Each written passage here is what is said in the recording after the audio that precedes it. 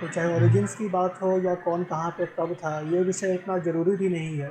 ये सब ऐतिहासिक विषय है, एकेडमिक डिबेट्स के लिए अच्छा है।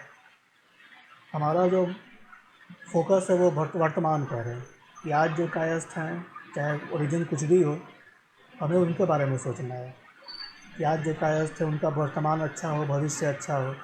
और ये तभी होगा जब कायस्थ लोग आपस में जुड़ेंगे, एक परिवार के तौर पे इकट्ठा हो पाएंगे। बिल्कुल। वर्तमान और भविष्य के विषय में ही हमें सोचना है।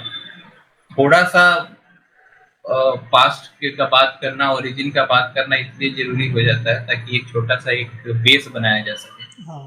जिसके आधार पर फिर आगे काम किया जा हाँ, सके।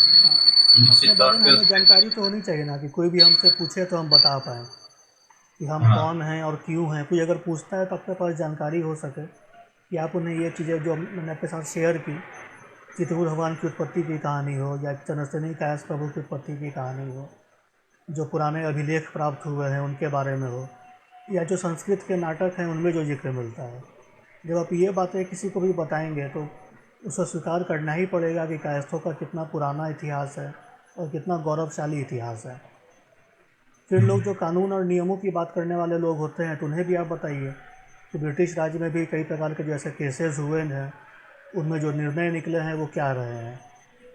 सिर्फ एक दो केसेस में ऐसा आया है कि जहाँ कायस्थों को क्षुद्र बता दिया गया, उसके भी अलग अलग राजनीतिक कारण थे उस समय के।